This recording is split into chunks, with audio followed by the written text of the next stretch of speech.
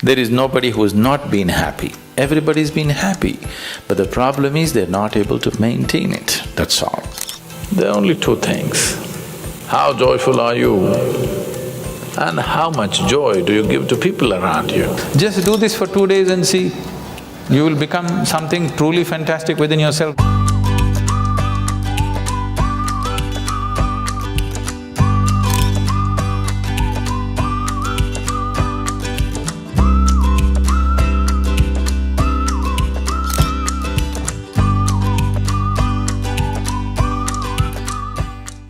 What is well-being? When do you really feel well in your life? When do you truly feel well? When you're very happy, you're well. Even if you're physically ill, you're still well, isn't it? Even if you're medically diagnosed as ill, you're very happy right now, you're feeling well, isn't it? So fundamentally, well-being means a certain level of joyfulness, certain exuberance of life. What is happiness?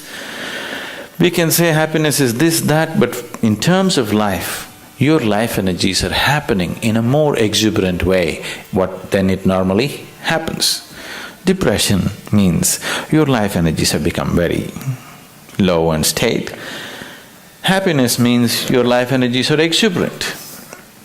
There are many ways of describing happiness, but only those who are happy know what it means to be happy. There is nobody who's not been happy. Everybody's been happy, but the problem is they're not able to maintain it, that's all. So, you don't have to enforce any resolutions upon yourself, just little tools to make sure that you don't sink. See, a lot of people who are doing business, they think they're keeping accounts only for the sake of IRS. No. You keep accounts not for the sake of IRS, because if you do not keep accounts, you do not know whether you're making profit or loss. That's the idea of accounts, isn't it?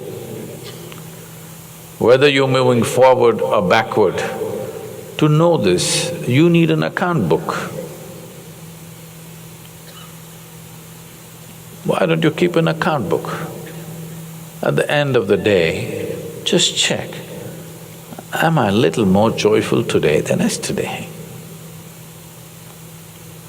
If you had done this since you were 5 years of age, you would have been ecstatic by now. Profit side became like this because you never kept accounts. One day you checked, when it became very acute, then you see you're in a big loss. Every day, every month, just keep accounts. Am I becoming more joyful or less joyful? There are only two things. How joyful are you and how much joy do you give to people around you? This you can keep accounts. If you keep accounts of this, people are keeping accounts of their money as if they're going to carry it with them. The real wealth of life is how joyful you are, how wonderful is your experience of life. Joy is not a goal by itself, but it's a necessary ambience for life. If you don't set this one ambience, then whatever you have is just going waste. Tomorrow, if you wake up in the morning… No, this is not my wish, but I want you to know, of all the people who go to bed tonight, over 1 million people will not wake up tomorrow morning. And tomorrow, if you and me wake up tomorrow morning, is it not a fantastic thing? 1 million people did not wake up, you woke up. Is it not a great thing? Yes. You don't seem to think so. Yes. Because the problem is just this, you are living with an idea that you're immortal. When I say you're immortal, you're not actually thinking you're immortal, but you're not conscious of your mortality. If you're not conscious of your mortality, somewhere you think you're immortal, isn't it? How many moments in a day are you conscious that you're mortal? If you were conscious, would you have time to crib? Would you have time to fight with somebody? Would you have time to do some rubbish with your life? If you knew, if you are conscious that you are mortal, you would do nothing other than what is absolutely needed for you and everybody around you. Don't think this is a negative thing. Death is not a negative thing. It's the only thing which has added value to your life. If you're here forever, you would be unbearable. Yes. If you just become conscious of this one thing, that always you're conscious that I'm mortal. You don't have to think, I will die today, we don't intend, we want to live as far as possible. Just you know, one day I will die. Every day, every moment if you remind yourself, this is a brief life, I'm mortal, one day I will end. Just do this for 2 days and see, you will become something truly fantastic within yourself, just this is all. This is the fundamental aspect of yoga.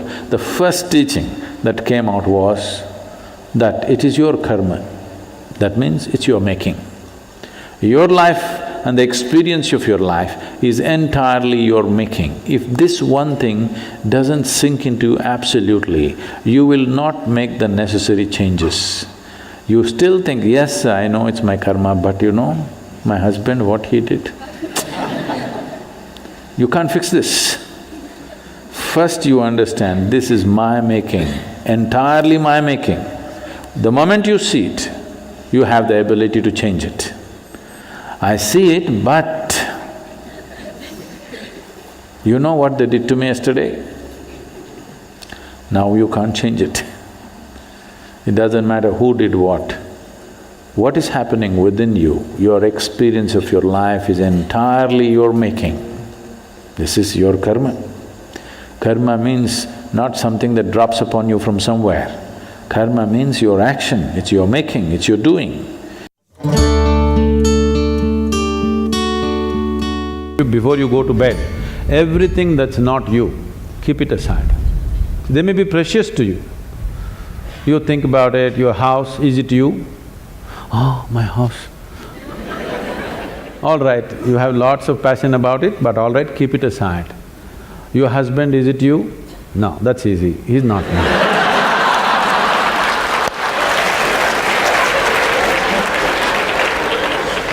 My children, are they me? Oh, little difficulty, but no, they're not me. They're beginning to tell you, if they're 12, they already told you. So the clothes that you wear, is that you? No. The body that you wear, is that you? No. All these thoughts and emotion, is this you? No. Everything that's not you, keep it in one heap.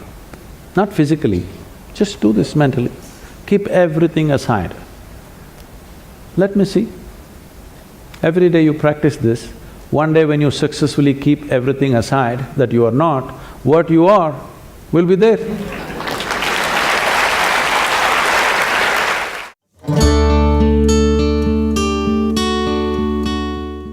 What you're referring to as love is basically the sweetness of your emotion. You sit here, you could feel love about somebody who is not even here. So it's got nothing to do with anybody. It is just the sweetness of your emotion. Now is your love affair, your ability to love, is it on self-start or is it on push-start? You can use another person to stimulate that within you, or you can be on self-start mechanism.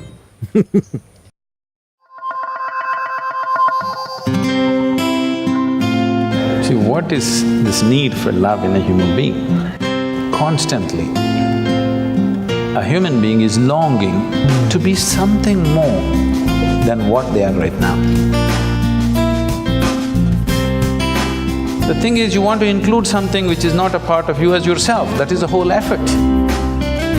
If it happens emotionally, on the emotional level, if you try this, we call this a love affair. You're trying to make somebody who is not a part of you, a part of yourself emotionally, this is a love affair.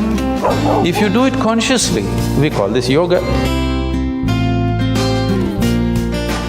For 5 minutes every day, go sit with something that does not mean anything to you.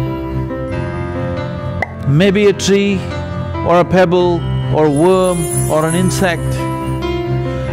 After some time, you will find you can look upon it with as much love as you hold for your wife, husband, mother, child or dog. Maybe the worm does not know this, the insect does not know this. That does not matter. If you can look at everything lovingly, the whole world explodes into a beautiful phenomena for you. You realize love is not something that you do, it is the way you are.